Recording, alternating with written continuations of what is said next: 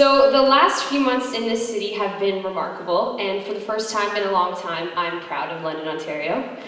I will also be the first to admit that London has disappointed me a little over the last few years, but there's something in the air. And hailing from the thriving metropolis of Napanee, Ontario, just 5 years ago, London has now become my home. So I want to tell you the story of how a few creative minds came together in a tricky city to make some magic. Projects we believe in, organizations we trust, and a sense of community have all been key factors in the growth and development of 379 Collective. I think it was about a year ago, and I remember looking around a room at a bunch of crisp grads and anxious minds and thinking to myself, I have some of the most talented friends. Musicians, writers, graphic designers, artists, environmentalists, communication connoisseurs, and we found ourselves at a frustration, creating ideas and filling notebooks up with inspiration. So after some time of being the people on the soapbox, we decided to put our money where our mouths were, and not that we had any money anyways, we really had nothing to lose. So pulling in contacts and connections from all of our networks, we pulled off our very first suitable event. A night at the Manor. We transformed Windermere Manor into a concert venue, which had never been done before. We told our friends to dress up and look decent, and we had a party. We also showcased 3 local bands, and who were phenomenal, and we raised some awareness about the earthquake that just happened in Haiti. So that night was just the right taste for us to keep going.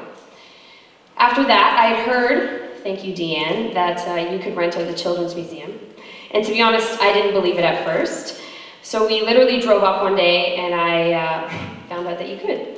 And I'd also recently been introduced to Ryan Craven at the time, who had just pulled off the very first Car-Free Sunday. So I pitched him the idea, not thinking that he'd be into it, and he was. So the team was created, and from there, away we went. Then Growing Chefs was brought into the picture, and as far as I'm concerned, this is the most important program that's being run in this city as we speak. Andrew Fleet has introduced something amazing to this community when it comes to children's programming. He's teaching kids about food. I'm talking planting seeds, cultivating, cooking, palate development, while working with industry chefs. And the only other place in the country that this program is being run is in Vancouver, so we should be very proud to have this program here. We thought that this would be a perfect fit with our daytime programming, and we really wanted to raise some money for this non-for-profit. After all, before we can talk about implementing sustainability within adults, we should probably run it by the kids first, since they're the future, right? So we had our first meeting on May 22nd, and the Gricklegrass Festival happened on July 31st.